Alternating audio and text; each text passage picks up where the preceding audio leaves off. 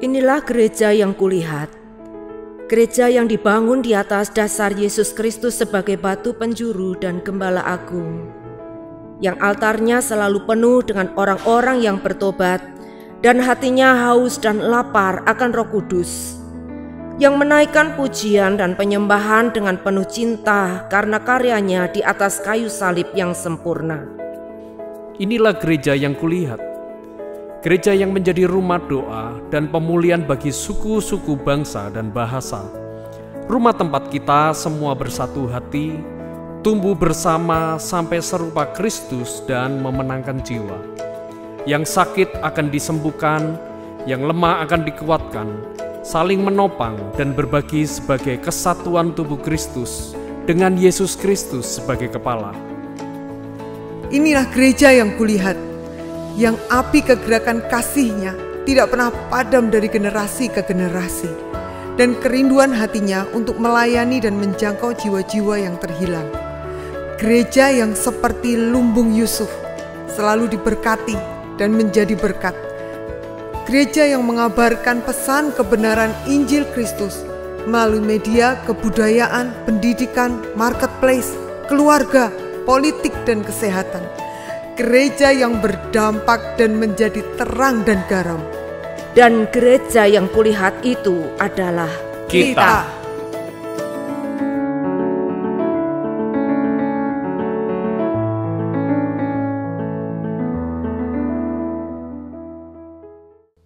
Shalom Bapak Ibu Saudara kasih Tuhan, ada sukacita lambaikan tanganmu, beri sorak-sorai yang meriah buat Tuhan Raja kita. Haleluya. Mari kami undang saudara untuk bangkit berdiri. Kita akan mulai ibadah ini, kita mau berdoa. Terima kasih Tuhan Yesus, kami percaya saat ini Engkau sudah berkati kami boleh sihat, kami boleh beribadah, dan kami siap memuliakan Engkau. Di dalam nama Tuhan Yesus, haleluya, amin. Sekali lagi beri kemuliaan yang terbaik buat Tuhan Raja kita. Haleluya, kita mau bersorak-sorai hari ini. Yeah.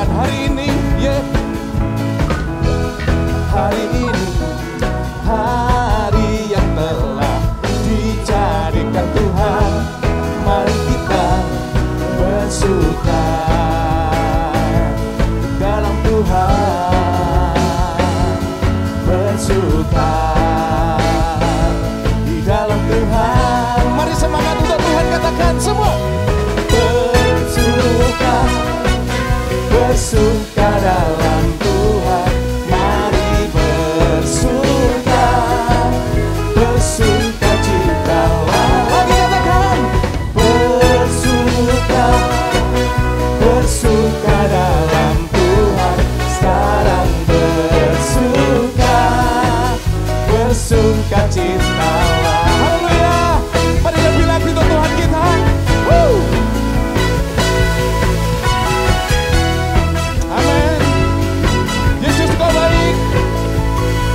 Katakan, hari ini hari yang telah dijadikan Tuhan, mari kita bersuka. Lagi katakan hari ini semua. Hari ini hari yang telah dijadikan Tuhan, mari kita bersuka. Dalam siapa Bapak Ibu?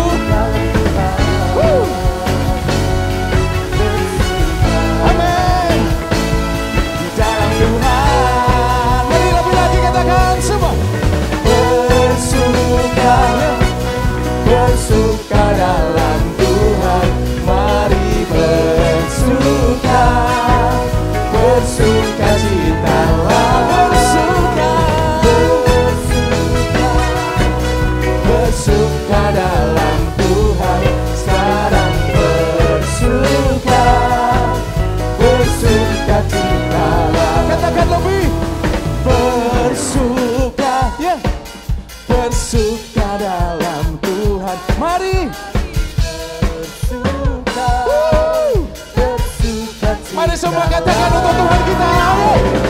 Bersuka, bersuka dalam Tuhan. Sekarang bersuka, bersuka citalah.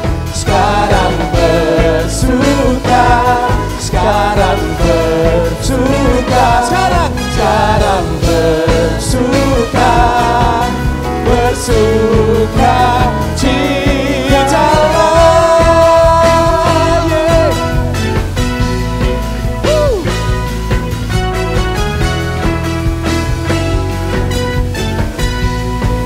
Bersuka citalah. Beri kemuliaan buat Tuhan yang dahsyat, amin.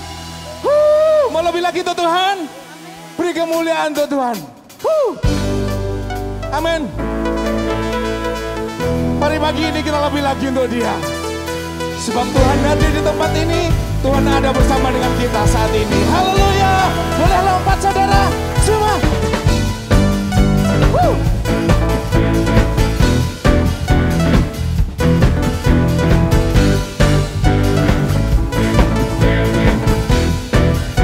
Mari semua katakan.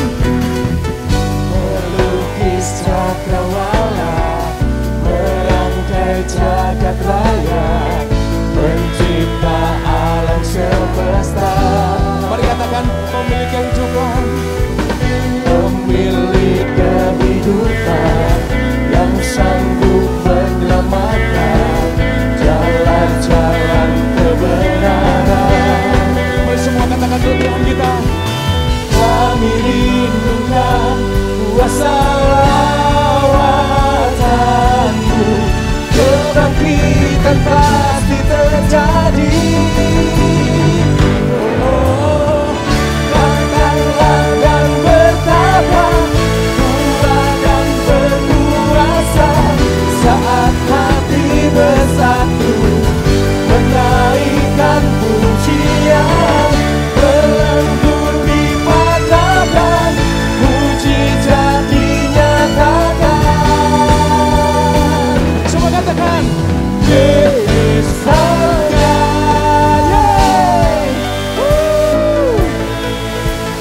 Lebih lagi untuk Tuhan kita. Pemilik kehidupan, Yesus namanya. Katakan, pemilik kehidupan, yang sanggup menyelamatkan jalan-jalan kebenaran. Kami rindu lawatan-Mu Tuhan. Kami rindukan kuasa lawatan-Mu, kebangkitan pasti terjadi. Semua katakan, oh, oh, oh. Katakanlah dan bertahan, kuat dan berkuasa, saat hati bersatu menaikkan pujian, berlembut dipatahkan, mujizat dinyatakan. Semua Yesusnya. Biarkan musik memuji Tuhan. Saudara percaya di tempat ini ada lawatan Tuhan, ada hadirnya Tuhan, amin. Katakan amin. Katakan amin. Haleluya. Yeay.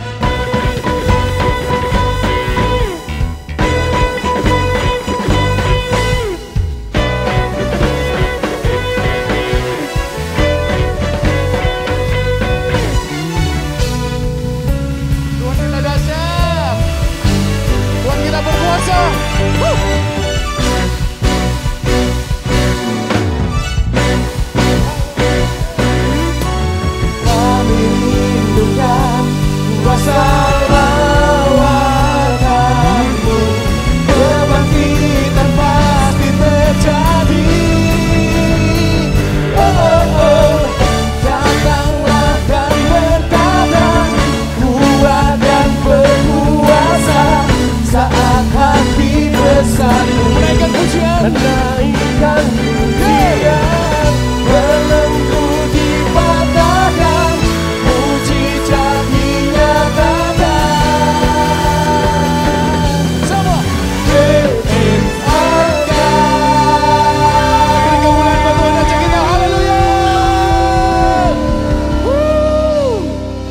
Silakan duduk kembali Bapak Ibu Saudara, kita mau dengar warta untuk minggu ini.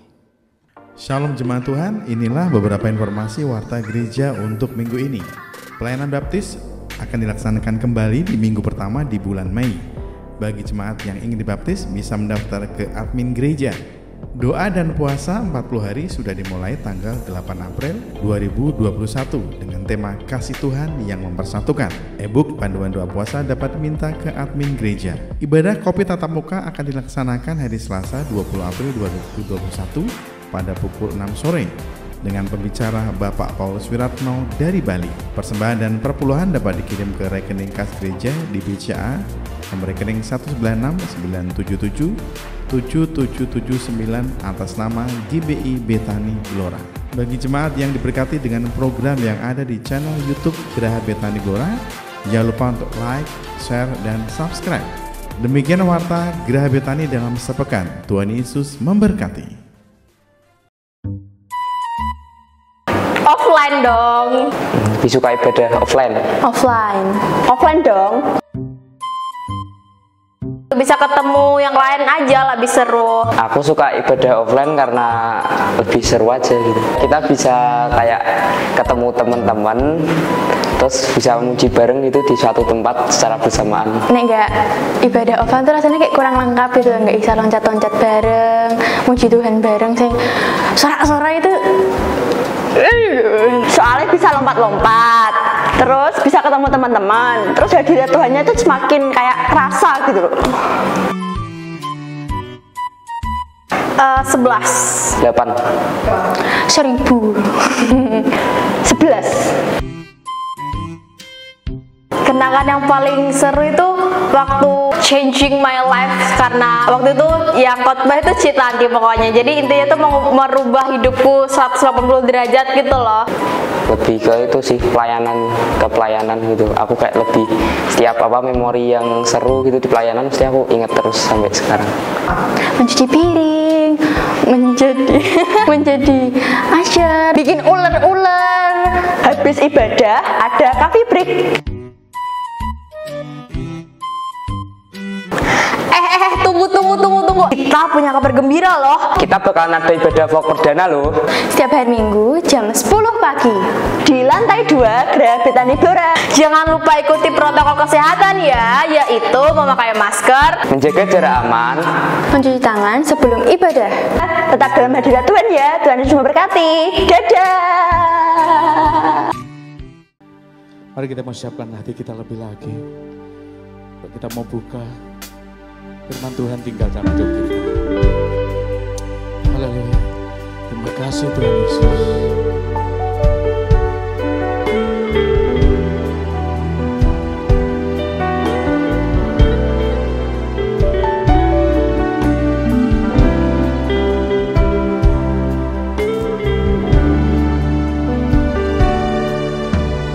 Pujian dan syukurku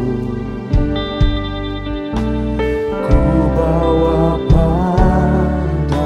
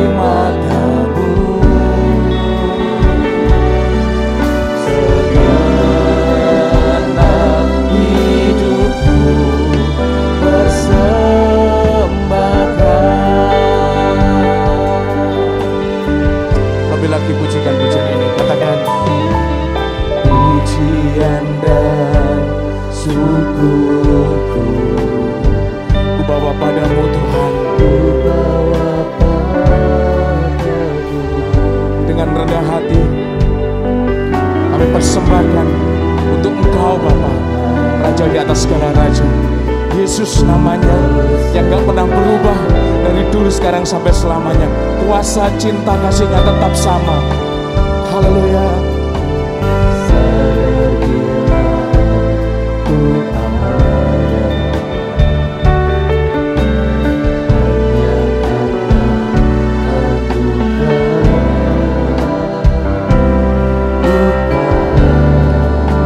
Mari katakan lebih lagi. Makasih Tuhan.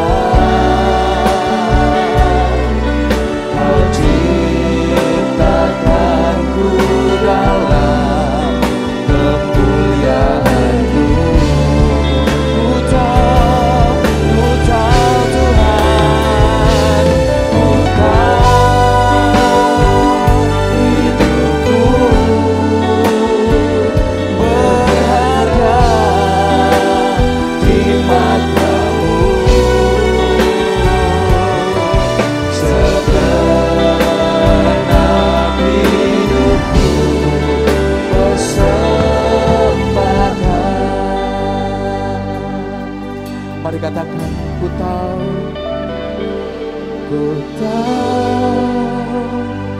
hidupku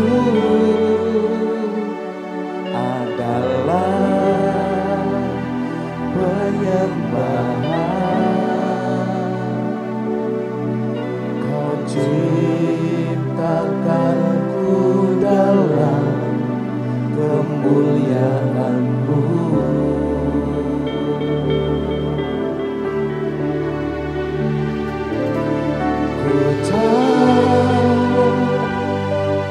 Hidupku berharga di mata-Mu, segenap hidupku persembahkan. Sekali lagi katakan, ku tahu hidupku. Kita persiapkan hati kita untuk menyembah Dia. Angkat suaramu buat Tuhan kesempatan ini. Sanjung Dia, agungkan Dia saat ini. Haleluya.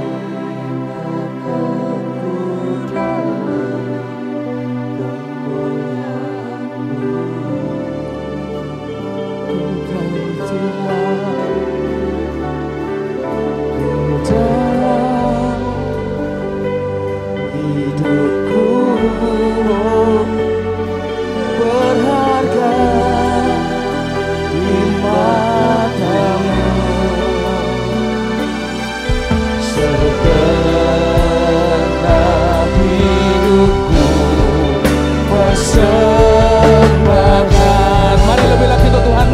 Kita mau katakan ku tahu.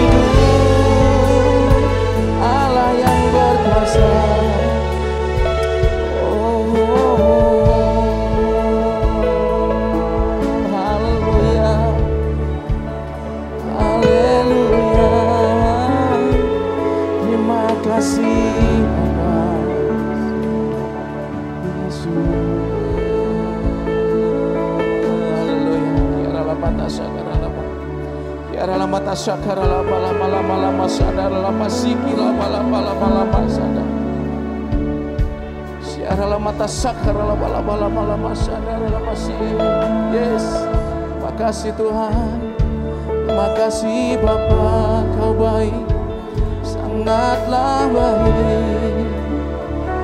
Engkau mengasihiku Tuhan dengan hatimu, dengan cintamu Bapa yang tak berkesudahan, selalu nyata.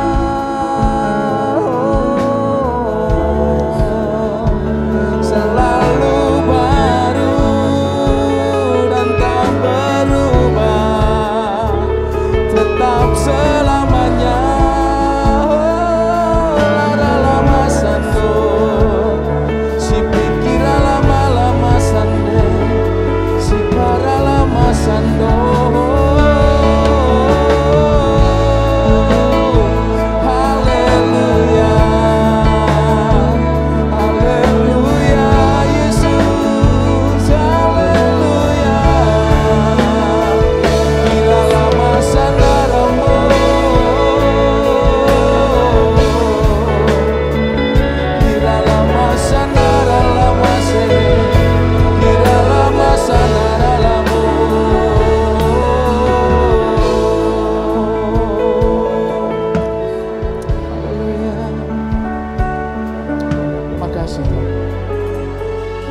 Makasih Bapa. Ku tahu hidupku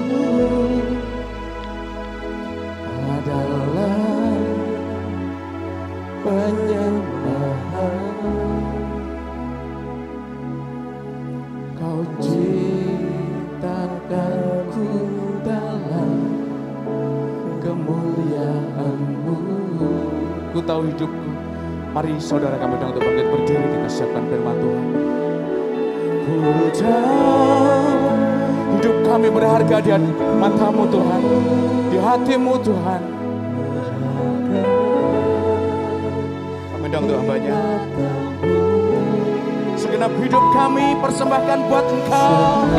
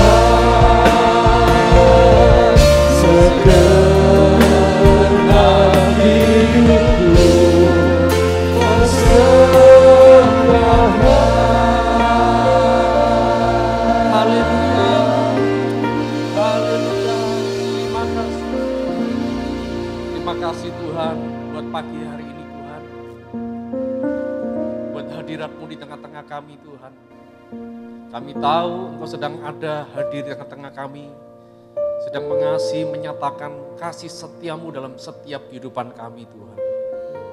Karena itu Tuhan, berikan kepada kami hati dan telinga seorang murid, dan kami siap mendengar apa yang Tuhan mau bicara dengan tidak berbantah sedikit pun Tuhan. Sebab kami tahu bahwa semua firman yang keluar dari mulut-Mu Tuhan, itu akan menghidupkan kami kembali, Bahwa setiap firman-Mu yang akan memulihkan, menyembuhkan, bahkan mengobarkan kami kembali Tuhan. Terima kasih Tuhan. Kami mengizinkan hati dan pikiran kami terbuka untuk mendengar apa yang Tuhan mau bicara. Dan berbicara Roh Kudus dalam setiap hati kami. Seperti seorang Bapa yang berbicara pada setiap kami anak-anaknya dengan bahasa yang kami bisa mengerti. Terima kasih Tuhan, kami siap mendengar firman-Mu pagi hari ini. Di dalam nama Yesus, haleluya, amin. Silakan duduk. Shalom Bapak Ibu Saudara, haleluya, haleluya. Ya saudara, puji Tuhan, pagi hari ini kita bisa datang dalam ibadah rumah Tuhan bersama-sama. Ya saudara, pagi ini saya diberi tema tentang doa puasa, saudara ya. Saya tahu bahwa ini bukan tema yang menarik ya, saudara ya. Ini tema yang berat buat daging kita, saudara ya. Tapi tahukah saudara bahwa ternyata dalam doa dan puasa itu mendatangkan mujizat yang luar biasa. Ya. Bahkan pertama kali, ya ini pengalaman saya pertama kali berpuasa, saudara ya. Teman saya, mentor saya bilang gini, kalau kamu berdoa puasa, kamu butuh mujizat, kamu berdoa puasa dan kamu akan mengalami yang namanya mujizat. Ya, dan saya mulai belajar berpuasa dan saya mengalami mujizat. Yang pertanyaan begini, mujizat apa? Ya, di hari pertama kita puasa, ya, di hari pertama di waktu kita pertama kali puasa kita akan mengalami mujizat. Adalah mujizat seperti pada waktu zaman Tuhan menolong Yosua, waktu Yosua berperang melawan Amalek, saudara ya. Yosua dalam keadaan kalah dan hari waktu itu sudah mulai gelap. Lalu berdoalah Musa, saudara, di atas bukit. Dan hari itu Tuhan membuat mujizat, menghentikan matahari, waktu berhenti. Dan betul saudara, ya, waktu saya berdoa puasa saudara, menjelang mau berbuka puasa, tiba-tiba waktu itu berhenti saudara ya. Berkali-kali saya lihat jam, ini kapan jamnya nggak maju-maju, nggak buko-buko maksudnya saudara ya. Jadi kalau kita berpuasa ya, dan tiba-tiba waktu berhenti saudara nggak usah heran. Karena memang itu mujizat pertama kalau kita berpuasa. Yang setuju katakan amin saudara ya.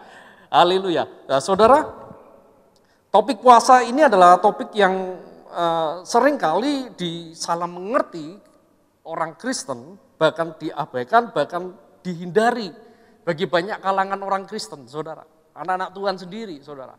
Ya. Jadi pertanyaan begini, orang sebagian Kristen yang seperti apa? Ya, saudara, kalau saudara ngerti bahwa sejak zaman Yesus sampai hari ini, kekristenan itu ada dua macam, ada dua tipe. Yang pertama Kristen penonton, ya. Yang kedua Kristen murid. Kalau saudara belajar firman, Yesus selalu dikelilingi oleh segerombolan orang banyak. Dan di dalam gerombolan itu cuma ada dua tipe. Yang pertama tipe penonton, saudara. Mereka yang cuma ikut Yesus karena mujizat. Karena ingin dapat makan, karena mereka sakit dan mereka ingin disembuhkan, saudara. Ya, mungkin mereka banyak yang pengangguran dari itu, saudara ya, sehingga mereka dapat makan gratis, saudara. Dan tahukah saudara, tipe Kristen penonton, kalau saudara nanti baca di Yohanes ayat 6, begitu setelah Yesus mengadakan mujizat dengan tanda ajaib, Yesus mulai mengajar mereka hal yang lebih serius tentang darah dan daging. Ini bicara tentang komitmen. Lalu apa menjadi respon mereka? Kristen penonton, mereka punya respon. Mereka bicara gini, apa yang menjadi perkataan Yesus ini terlalu berat dan siapa yang dapat melakukannya. Dan ayat selanjutnya dikatakan tiba-tiba mereka berbondong-bondong meninggalkan Yesus, saudara. Dan pada akhir kehidupan Yesus, sebelum Yesus disalibkan, Kristen penonton adalah mereka yang berteriak, salibkan dia, salibkan dia. Tapi tipe kedua adalah tipe Kristen murid. Yang hari itu mereka memberikan dirinya, komitmen untuk bertumbuh dan menghasilkan buah.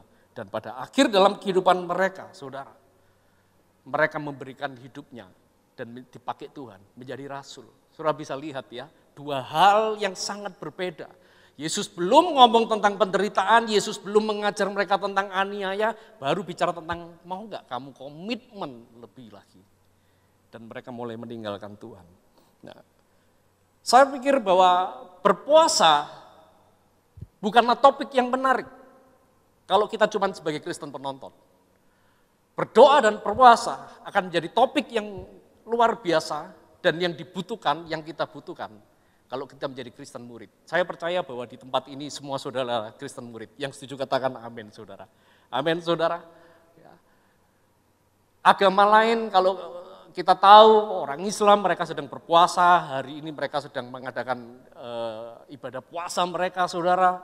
Hindu berpuasa, Buddha berpuasa, Katolik berpuasa, Kejawen, bahkan kalau saudara mungkin pernah ya terlibat dalam ilmu-ilmu hitam yang saya ketahui, mereka juga berpuasa, saudara. Nah, apa yang saya mau sampaikan adalah begini. Jika buat agama lain, kepercayaan lain, bahkan para penyembah-penyembah setan, mereka ngerti bahwa berpuasa itu penting dalam hidup mereka. Yang menjadi aneh adalah kenapa kita sebagai orang Kristen, kita merasa bahwa puasa bukanlah hal yang penting, saudara. Tahukah saudara bahwa kata berpuasa ditulis lebih banyak daripada kata dibaptis, saudara. Kita merasa bahwa kita perlu dibaptis. Tapi tahukah saudara bahwa berpuasa ini lebih penting. Bahwa pertumbuhan rohani jauh lebih penting bagi seorang murid. Bahwa berpuasa merupakan hal yang akan mendisiplinkan kehidupan kekristenan dan yang akan membawa kepada pertumbuhan, saudara. Ya. Bahwa sejak zaman perjanjian lama kalau saudara belajar kisah bagaimana tokoh-tokoh Alkitab, orang-orang yang dipakai Tuhan membawa kegerakan, membawa terobosan buat bangsa, buat negara, saudara. Sesuatu yang mereka secara manusia yang nggak mungkin mereka bisa lakukan. Tapi hari itu Tuhan bawa mereka ke dalam sebuah terobosan karena mereka berpuasa. Ada orang yang namanya Daniel, ada orang yang namanya Esther, Elia, Esra, dan masih banyak lagi, saudara. Ya, bahkan di dalam perjanjian baru, Yesus sendiri berpuasa, para murid-murid, para rasul-rasul, mereka berpuasa, saudara. Saudara lihat, bahwa puasa adalah hal yang penting, yang harus ada dalam setiap kehidupan kita. Ya, saya kalau gambarkan orang berpuasa itu ibarat kalau kita punya mobil, ya. Mungkin kita beli mobil yang cc-nya paling gede, yang paling ngebut. Tapi kalau kita berpuasa seperti kita menambahkan mesin roket ya di dalam mobil kita sehingga mobil kita bisa melaju lebih kencang, saudara. Nah, pagi hari ini saya mau sampaikan dua hal saja. Saya akan beri topik, apa yang saya sampaikan adalah kuasa di dalam doa dan puasa. Kita buka Yesaya 58 ayat yang pertama, saudara. Kuasa di dalam doa dan puasa. Kuasa apa yang akan kita nikmati waktu kita ini ada di dalam doa dan puasa. Yang pertama, bahwa doa dan puasa itu akan merubah kehidupan kita, bukan merubah Tuhan. Kita baca Yesaya 58 ayat yang pertama, kita baca sampai ayat yang kelima, saudara ya. Demikian firman Tuhan. Serukanlah kuat-kuat, janganlah tahan-tahan, nyaringkanlah suaramu bagaikan sangkakala. Beritahukanlah kepada umatku pelanggaran mereka dan kepada kaum keturunan Yakub dosa mereka. Ayat 2. Memang setiap hari mereka mencari aku dan suka untuk mengenal segala jalanku. Seperti bangsa yang melakukan yang benar dan yang tidak meninggalkan hukum Allahnya. Mereka menanyakan aku tentang hukum-hukum yang benar.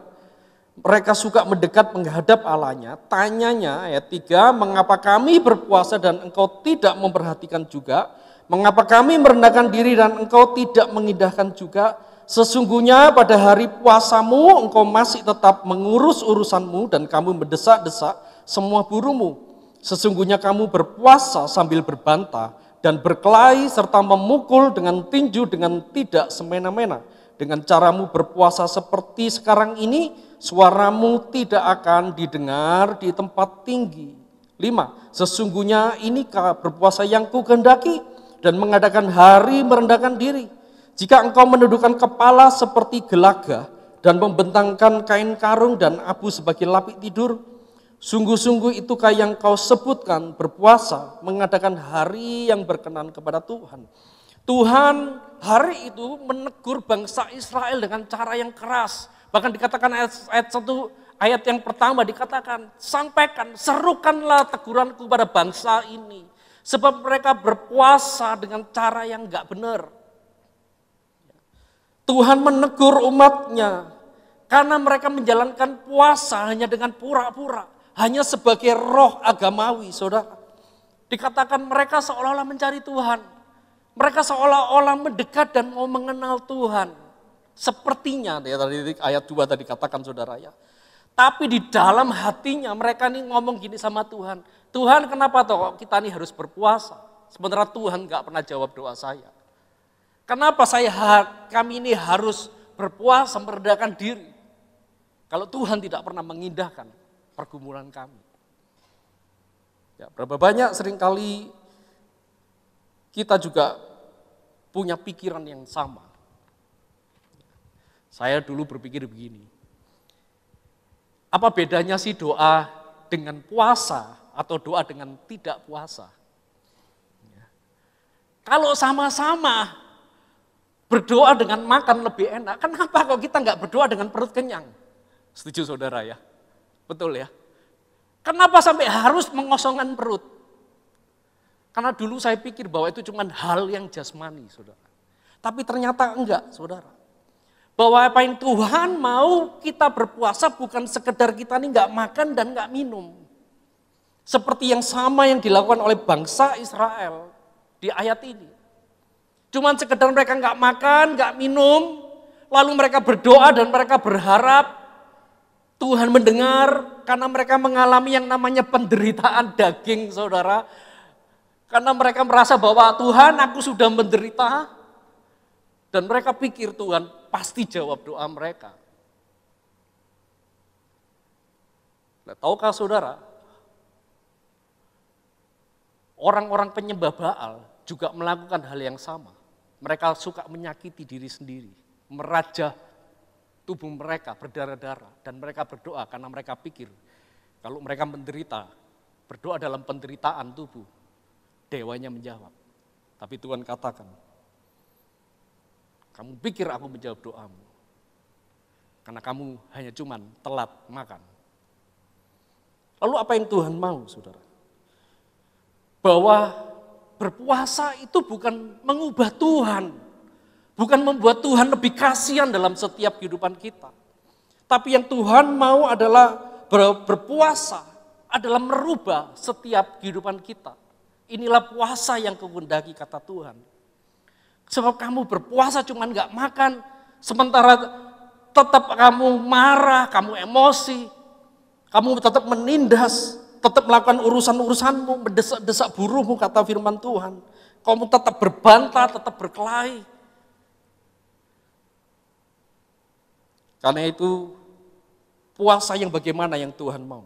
Puasa yang Tuhan mau adalah waktu kita di dalam puasa, kita menguasai kedagingan kita.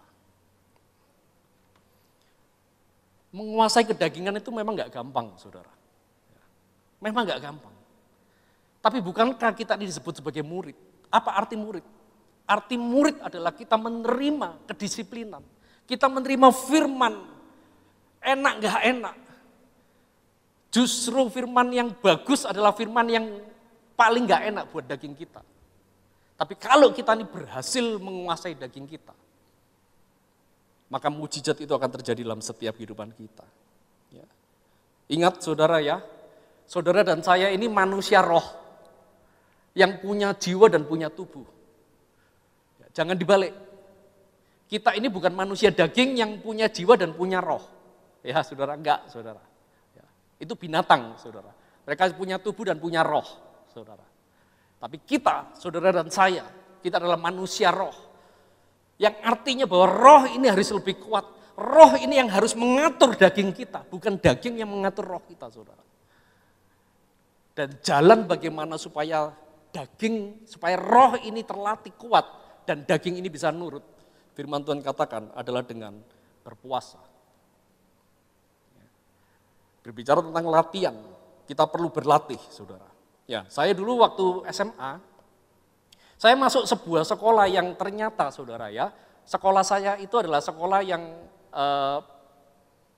punya unggulan, ya, yaitu lomba basket. Zaman saya SMA tahun 90 sekian, Itu kalau di Surabaya ngetren yang namanya perlombaan basket, saudara ya. Namanya kompetisi basket itu kompetisi yang paling bergengsi hari itu di Surabaya, saudara ya.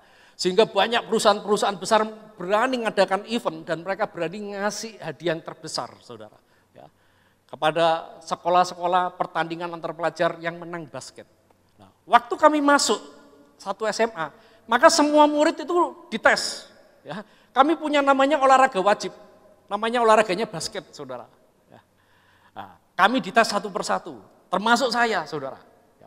Kami diberi 10 kali lemparan dan kami dihitung siapa yang paling banyak. Ya.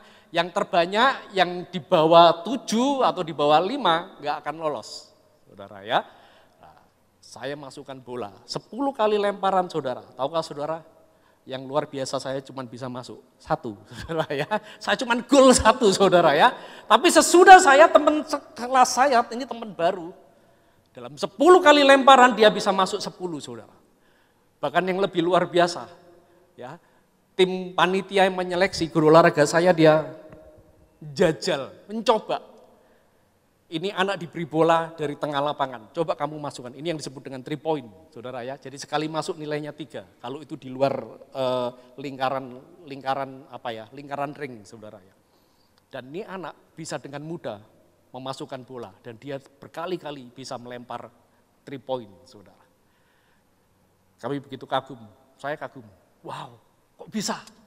Nah ternyata, saudara, ini anak sudah ikut klub bola, klub basket sejak dia masih SD, saudara. Dan itu tidak mengherankan, karena dia sudah terlatih tubuhnya, dia terlatih tangannya, dia terlatih pikiran dan konsentrasinya, bagaimana memegang bola dan menguasai bola. Oh itu dia kalau main bola, main basket, saudara, itu bukan seperti dia ngejar bola, tapi sepertinya bola itu ngejar dia, nempel terus, saudara. Dia mau lempar kemana, dia selalu bisa ambil dengan bola. Kenapa, saudara? Simple, karena dia terlatih. Nah, berapa banyak seringkali kita ini kalah dengan kedagingan kita. Kita maunya hidup kudus, kita maunya hidup benar, tapi kita sering kalah. Kita maunya sabar, tapi seringkali kita nggak sabaran, kita sering marah, saudara. Kita sering lebih gampang emosi, kita lebih sering berlaku yang nggak benar di hadapan Tuhan. Karena jawabannya simpel, kita nggak pernah mendisiplin daging kita. Nah di dalam puasa, kita belajar untuk mendisiplin dalam kedagingan kita, saudara. Makanya firman Tuhan katakan, ini yang kau sebut dengan meredakan hati dan berbalik. Kalau puasanya cuman gak makan, gak minum. Tapi puasa yang kita lakukan adalah bagaimana kita melatih daging kita. Kita melatih, kita meredakan dan kita mendisiplin kedagingan setiap kita, saudara. Saya dulu pikir bahwa yang namanya menjadi baik, yang menjadi sabar itu nggak bisa di-download. Nggak bisa kita berdoa dalam bahasa roh keras-keras tiba-tiba kita jadi sabar, nggak bisa, saudara. Harus dilatih. Nah, salah satunya adalah melalui puasa. Berapa banyak pada waktu kita nggak makan, nggak minum, badan kita mulai memberontak, ya saudara ya. Perut kita mulai berteriak, ya saudara ya. Kalau kami punya guyonan dulu, ini orang miskin ya, gelandangan yang ada di perut ini mulai berdemo, saudara, minta makan, saudara ya. Membuat kericuan di dalam perut, saudara. Dan berapa sering pada waktu kita ini mulai berpuasa, kita mulai jadi gampang emosi sebenarnya, kita gampang capek. Tapi waktu hal-hal yang gak baik itu ada di dalam setiap kehidupan kita, kita sadar, oh iya, aku sedang berpuasa. Ya. Pada waktu kita merasa lapar, merasa haus, sebenarnya respon daging ini langsung apa, saudara? Makan dan minum. Betul, saudara ya? Waktu kita disakiti, respon daging itu tubuh kita ini otomatis bales, saudara. Kalau kita mengalami emosi, respon daging ini kalau nggak dibiarkan otomatis akan emosi. Tapi dengan puasa kita belajar untuk mengontrol, belajar untuk menekan, belajar untuk menguasai kedagingan kita. Dalam keadaan lapar orang ini gampang emosi, ya saudara ya, gampang bahkan melakukan hal-hal yang nggak benar, saudara.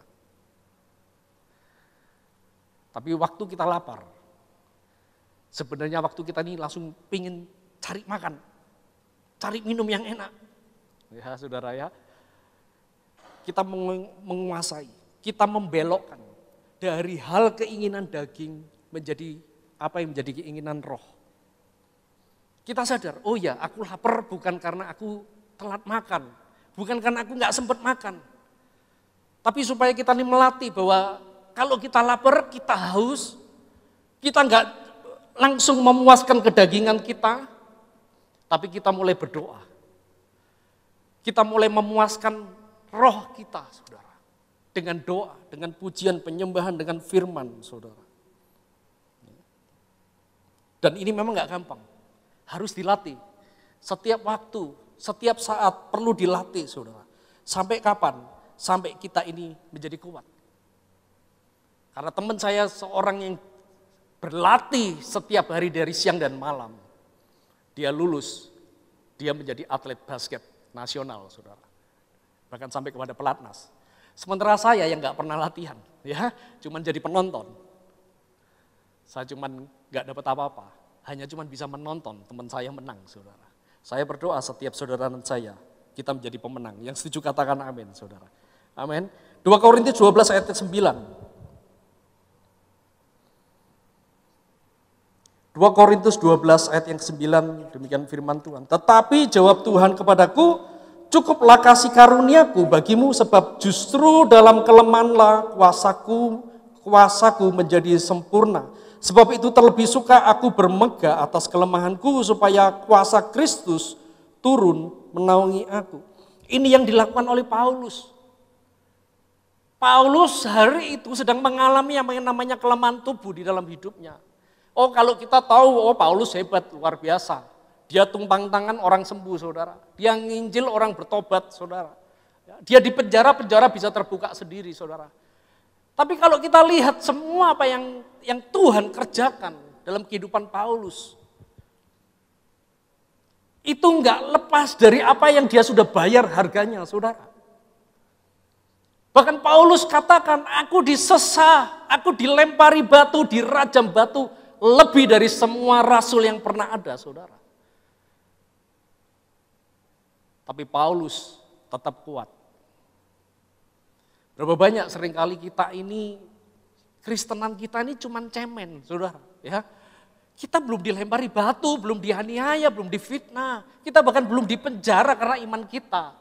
Tapi seringkali hanya gara-gara telat makan, hanya gara-gara kita bingung besok mau makan apa, kita sudah mau menanyakan Tuhan. Karena kita terbiasa memuaskan hawa nafsu kedagingan kita.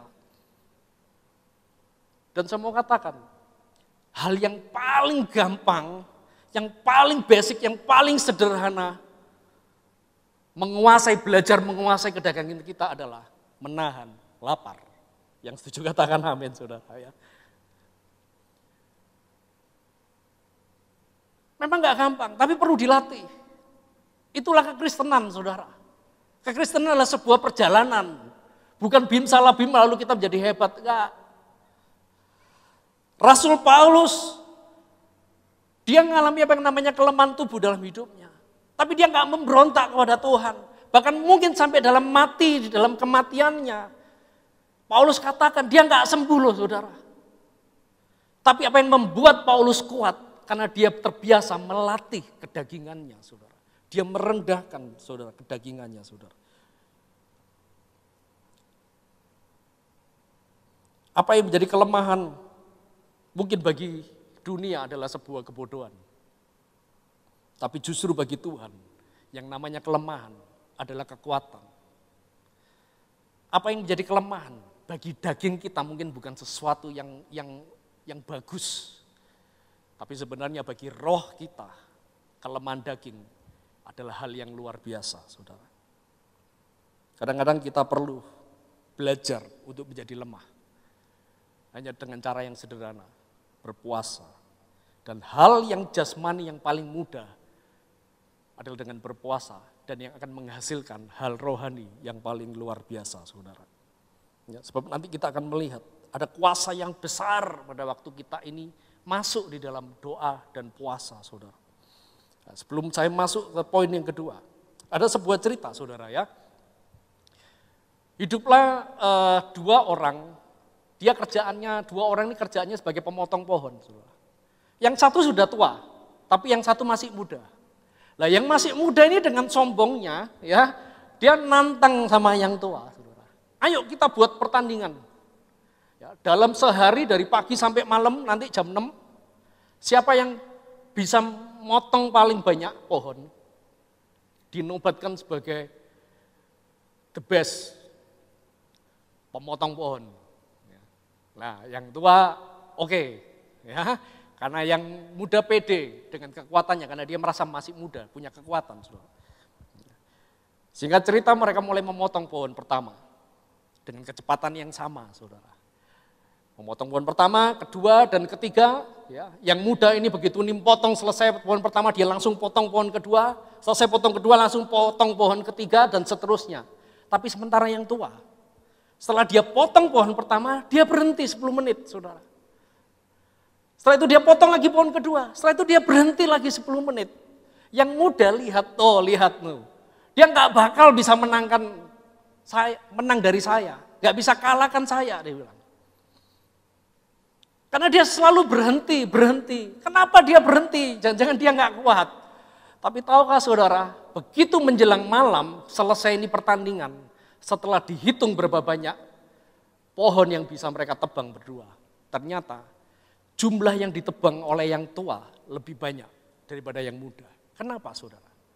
Karena yang muda dia selalu memotong dengan kekuatannya tanpa dia pernah berhenti mengasah pisaunya. Tapi sementara yang tua, setiap kali dia berhenti, apa yang dia lakukan tampaknya kalah, tampaknya lemah. Karena setiap kali dia berhenti dalam waktu 10 menit, dia mengasah kembali pisaunya. Dengan pisau yang kuat itulah, dengan pisau yang lebih tajam, yang selalu tajam itulah, dia menjadi pemenang dalam perlombaan. Nah, dalam kehidupan kita juga sama, saudara. Melalui puasa, kelihatannya silly, kelihatannya bodoh, kelihatannya lemah, kelihatannya nggak penting. Tapi tahukah saudara, bahwa berpuasa itu akan menajamkan kehidupan kita, membuat roh kita menjadi tajam, membuat roh kita menjadi lebih luar biasa dalam kehidupan, saudara.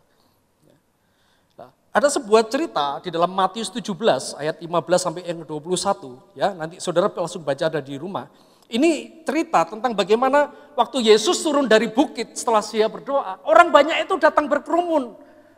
Lalu orang banyak bilang, Tuhan, Yesus sembuhkan anakku karena dia sakit ayan yang berat. Murid-muridmu sudah saya suruh doakan, tapi mereka nggak berhasil. Jadi murid-murid itu berdoa, tengking, tapi nggak pernah sembuh. Ini anak nggak sembuh, saudara. Sampai berjam-jam Tuhan Yesus turun. Dan Tuhan Yesus sekali berdoa, ini anak sembuh. Lalu murid-murid tanya, kenapa kami berdoa dan ini anak nggak sembuh? Dan di ayat 21 dikatakan, karena jenis ini tidak dapat diusir kecuali dengan berdoa dan berpuasa. Apa yang tidak bisa diselesaikan dengan doa akan diselesaikan dengan berpuasa. Seperti saya katakan tadi, doa puasa itu ibarat kalau kita punya mobil, kita tambahi mesin roket di dalamnya, saudara. Bahwa apapun tidak akan pernah bisa bertahan kalau kita ini berpuasa dalam setiap kehidupan kita, saudara. Sebab berpuasa akan menghadirkan kuasa Tuhan yang lebih besar. Sebab waktu kita berpuasa, kita merendahkan diri kita. Kita mengakui kita lemah. Kita mengakui bahwa Tuhan, hanya Tuhan yang bisa, Tuhan yang sanggup. Dan kita mengizinkan kuasa Tuhan turun dalam setiap kehidupan kita. Yuk kita baca ayat yang ke-6 dan ke-7, saudara. Yesaya 58, ayat yang ke-6 dan yang ke-7.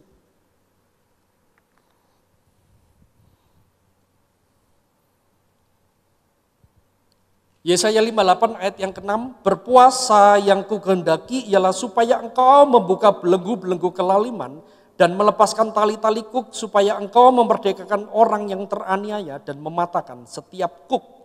Ayat 7, supaya engkau memecah-mecah rotimu bagi orang yang lapar dan membawa ke rumahmu orang miskin yang tak punya rumah, Dan apabila engkau melihat orang telanjang supaya engkau memberi dia pakaian dan tidak menyembunyikan diri terhadap saudaramu sendiri. Ini yang Tuhan mau. Berpuasa kita bukan sekedar kita nggak makan. Tapi bagaimana waktu kita berpuasa, ada perubahan dalam setiap kehidupan kita. Tadi dikatakan bahwa Tuhan mau pada waktu kita berpuasa, kita ini melepaskan, membuka belenggu kelaliman dan talikuk. Talikuk bicara tentang apa? Tentang ikatan-ikatan dosa yang ada dalam setiap kehidupan saudara dan saya. Saya nggak tahu ikatan apa yang kita pernah alami, yang saudara punya.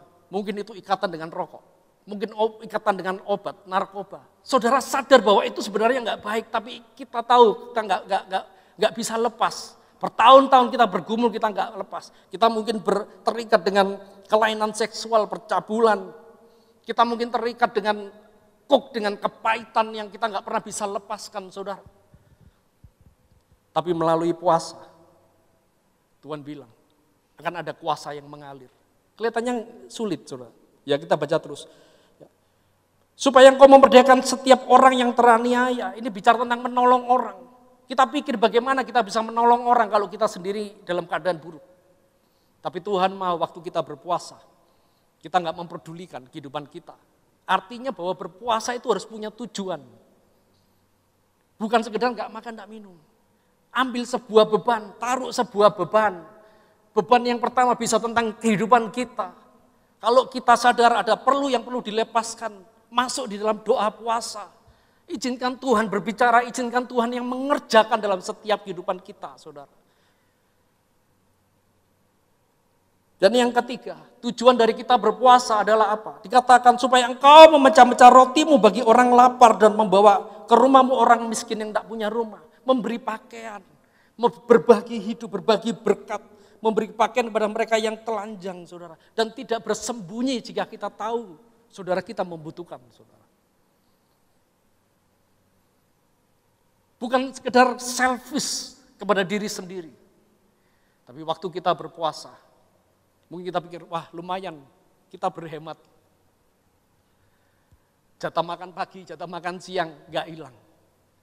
Kita bisa menabung, tapi apa kata Tuhan? Bukan menabung, menaburlah di saat engkau berpuasa. Hiduplah jadi berkat. Saya sendiri masih kurang lakukan firman. Ini sebuah kedisiplinan. Lakukan firman seperti seorang murid yang tidak berbantah apa yang Tuhan mau katakan. Sebab ini yang akan terjadi, saudara. Ayat 8. Saya minta pemain musik bisa maju ke depan. Akibat dari puasa yang benar. Firman Tuhan bilang gini. Kita baca ayat 8 sampai 12. Pada waktu itulah terangmu akan merekah seperti fajar dan lukamu akan pulih dengan segera. Kebenaran menjadi barisan depanmu dan kemuliaan Tuhan barisan belakangmu. 9. Pada waktu itulah engkau akan memanggil dan Tuhan akan menjawab.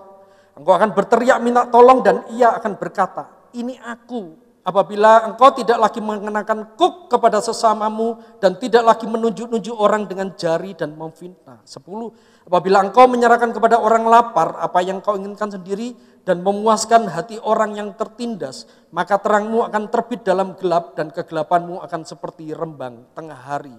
11 firman Tuhan katakan, Tuhan akan menuntun engkau senantiasa dan akan memuaskan hatimu di tanah yang kering dan akan memperbaharui kekuatanmu.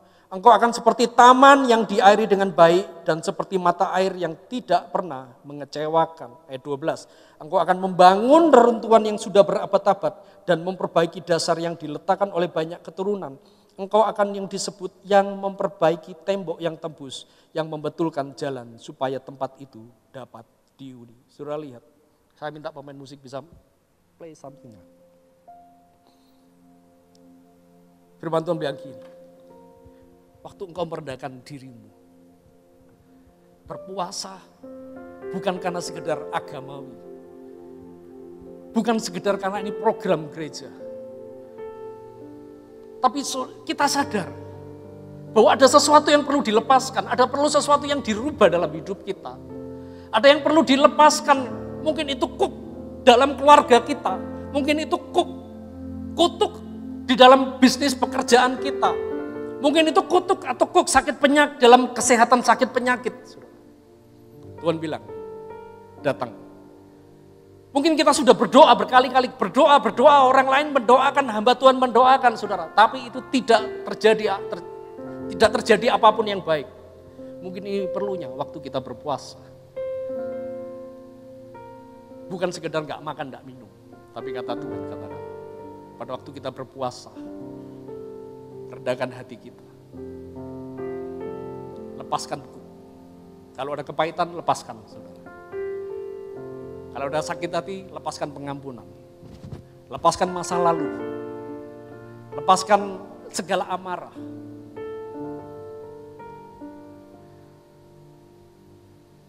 Dan mulai hidup menjadi berkat buat orang lain. Artinya, kita berpuasa tidak mengasihani diri sendiri. Kita berpuasa, kita mulai tidak mengasihani kedagingan kita. Tapi kita mulai memperhatikan orang yang miskin, yang gak punya pakaian, yang gak punya rumah, yang hidupnya mungkin gak lebih baik daripada hidup kita, yang hidupnya mungkin gak beruntung seperti dalam kehidupan kita. Tapi Tuhan mau, ayo mundur sejenak, mundur sedikit, mundur sejenak. Gak lama, memang gak enak, tapi ayo mundur sedikit.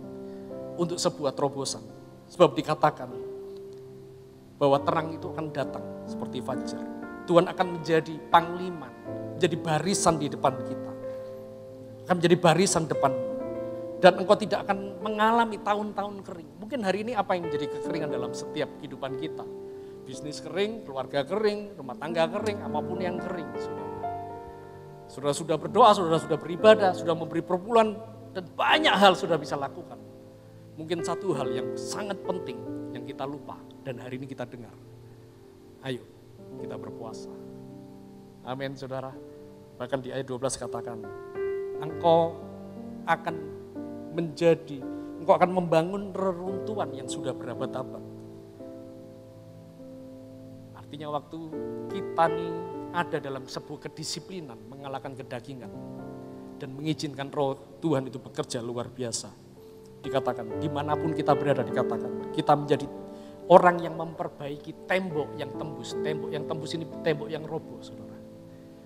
Pastikan kehidupan saudara dan saya, dimanapun kita berada, itu ada pelayanan, ada gereja yang hancur, ada kita dia bangkit kembali. Ada rumah tangga yang hancur, ada kita di situ bangun kembali, saudara. Hidup kembali, saudara. Amin, saudara. Kita ketemu orang-orang yang hidupnya gak karu-karuan, ada hadirat kita. Ada hadirat Tuhan juga di situ, saudara. Karena kita adalah murid yang dipakai Tuhan, mengalirkan kuasa Tuhan melalui dalam hidup kita. Bukan karena kuat dan gagah kita. Mari sama-sama kita bangkit berdiri. Kita datang kepada Tuhan pagi hari ini.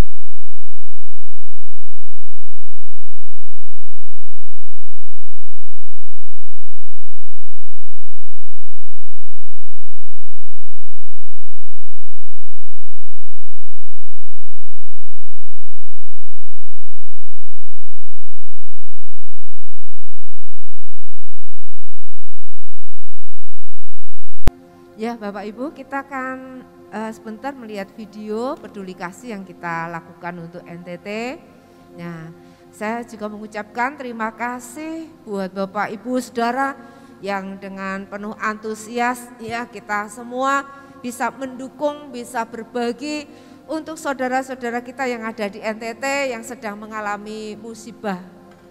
Dan saya percaya persembahan kasih saudara semua ya ini boleh sungguh-sungguh diterima dan mereka bersuka cita, mereka sangat diberkati dan biarlah nama Tuhan dipermuliakan. Saya percaya gereja ini dikatakan seperti lumbung Yusuf. Ya, saudaralah lumbung Yusuf itu selalu ada persediaan untuk selalu menjadi berkat untuk kasih Tuhan. Amin. Mari kita lihat sebentar videonya.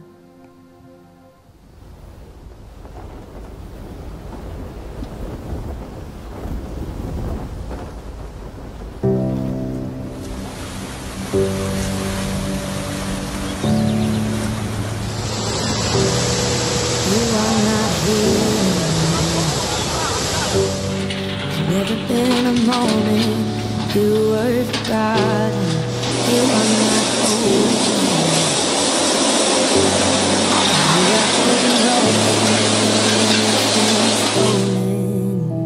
I hear you whisper underneath your breath. I hear your SOS, your SOS.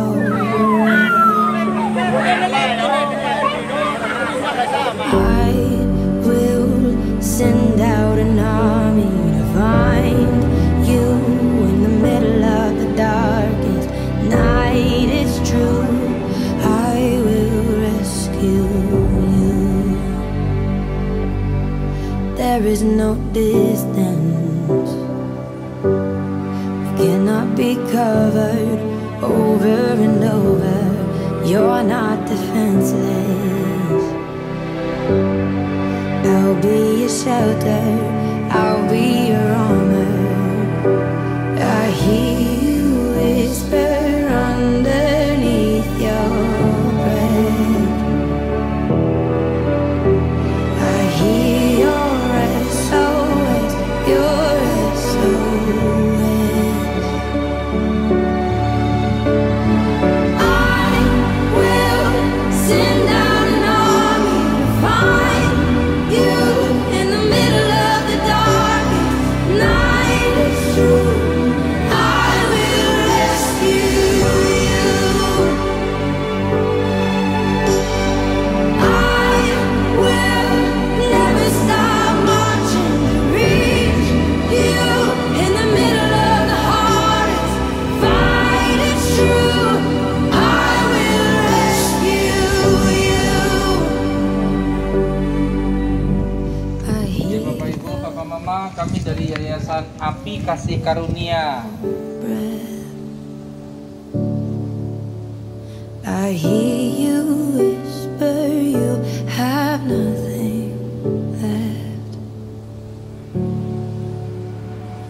I will send out an army to find you in the middle of the darkest night. It's true, I will rescue you. I will never stop marching to reach you in the middle of the hardest fight. It's true, I will rescue you.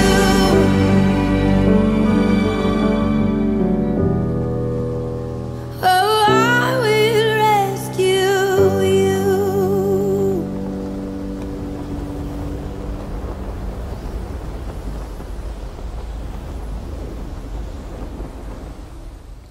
Ya Bapak Ibu, ya kita bersyukur karena Tuhan pakai kita untuk menjadi kepanjangan tangan Tuhan.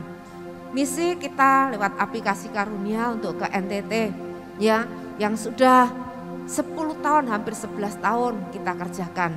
Kita tidak hanya kita datang melakukan KKR, pengobatan gratis atau melakukan aktivitas pada waktu-waktu tertentu. Tetapi setiap hari kita membawa NTT dalam doa di menara. Dan ketika mereka menghadapi musibah, kita pun juga hadir. Kita ada bersama dengan mereka.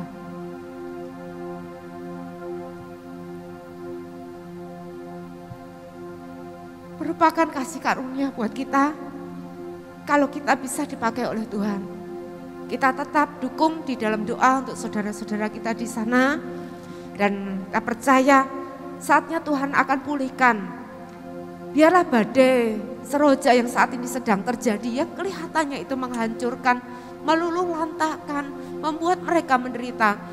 Tetapi di balik semuanya ini, Tuhan sedang mengerjakan sebuah pekerjaan baik, yaitu mendatangkan pertobatan besar-besaran buat mereka. Mereka bersaksi, mereka orang-orang yang sedang mabuk-mabuk ketika badai itu datang. Mereka menjerit dan mereka memanggil, Tuhan Yesus, tolong kami. Ini waktunya ya Bapak Ibu Saudaraku. Apapun yang saat ini sedang terjadi, kerinduan Tuhan adalah pertobatan bagi setiap orang. Ya, kemarin juga yang dari bantuan kita untuk ke Pulau Pantar yang sulit dijangkau. Tapi kemarin sudah berangkat ya Bapak Boli bawa dari Alor bantuan itu menuju ke Pulau Pantar. Dan kita percaya juga saudara-saudara kita ini Pak Ade dan Agus sudah pulang dari NTT, pulang dengan selamat, menyampaikan bantuan kasih yang Bapak Ibu Saudara sudah berikan. Ya, saya percaya diberkati orang yang suka menabur, diberkati orang yang punya belas kasihan. Inilah termasuk dalam doa puasa kita. Kita melepaskan belenggu kuku, kita membantu orang-orang yang membutuhkan. Ya, saya percaya Bapak Ibu Saudara jemaat semua, kita orang-orang yang diberkati oleh Tuhan. Amin. Tidak akan pernah berkekurangan satu apapun. Tuhan memberkati kita. Yuk kita sama-sama bangkit berdiri. Jangan lupa nanti yang punya anak-anak remaja ya bisa mengikuti ibadah jam 10 nanti di tempat ini ya FOG. Lalu nanti jam 8:30 ada penyerahan anak, dukung semuanya dalam doa. Mari kita sama-sama naikkan pujian, kita akan tutup dalam doa. Ku bersyukur padamu Tuhan, buat kasih setiamu.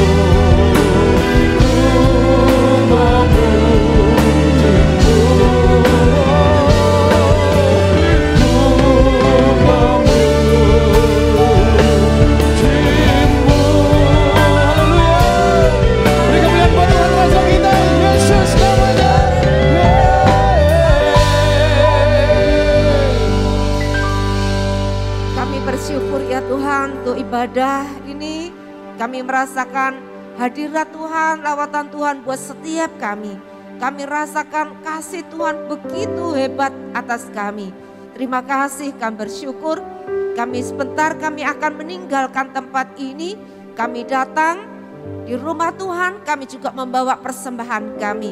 Biarlah apa yang kami bawa ini Tuhan boleh dipakai untuk pekerjaan Tuhan lewat gereja Tuhan di tempat ini. Apa yang kami bawa persepuluhan kami, satu tanda ketaatan kami. Tuhan, Engkau yang membuka tingkap langit, mencurahkan berkat dan menghadir setiap belalang pelap dalam hidup kami. Anak-anak-Mu yang juga sudah menabur Tuhan, untuk pelayanan peduli kasih untuk saudara-saudara kami yang ada di NTT. Tuhan, Engkau yang perhitungkan semuanya. Apa yang ditabur, Tuhan, biarlah itu dapat dituai dengan berlimpah-limpah. Berikan kami juga semua kekuatan mengikuti doa puasa ini. Biarlah kami boleh bersukacita karena kami punya pengharapan yang besar akan Tuhan kami yang sanggup melakukan banyak perkara, yang sanggup melakukan perkara yang mustahil. Dan Allah yang kami sembah ini tidak terbatas. Ketika kami melakukan doa puasa, kami melihat kuasa Allah yang tidak terbatas.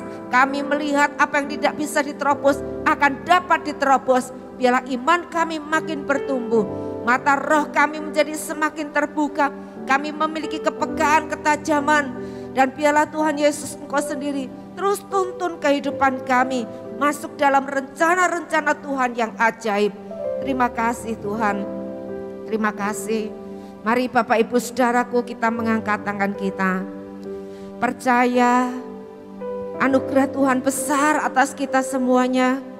Percaya setiap masalah, pergumulan kita, tantangan kita serahkan kepada Tuhan yang tidak terbatas. Dialah yang sanggup menolong kita. Dialah menjadi jawaban bagi hidup kita. Kami datang padamu, kami mengangkat tangan kami. Kami percaya ya Tuhan, bahwa Engkau Tuhan yang mengambil semua masalah persoalan kami, menyelesaikannya bagi kami. Sebab itulah hati kami percaya, sebab itulah hati kami bersyukur kepadamu. Kami menanggung segala sesuatu, tidak kami sendiri, tapi kami melihat Tuhan yang memperjuangkan bagi kami. Tuhan yang menjadi pembela bagi kami. Terima kasih, kami bersyukur. Dan pulanglah dengan damai sejahtera, pulang dengan sukacita dalam persekutuan Bapa, Anak dan Roh Kudus. Terima kasih Tuhan Yesus, Engkau sendiri yang menyertai dan memberkati setiap kami. Di dalam nama Tuhan Yesus kami berdoa, kami bersyukur. Yang percaya diberkati Tuhan semua berkata amin. Amin. Tuhan memberkati. Shalom.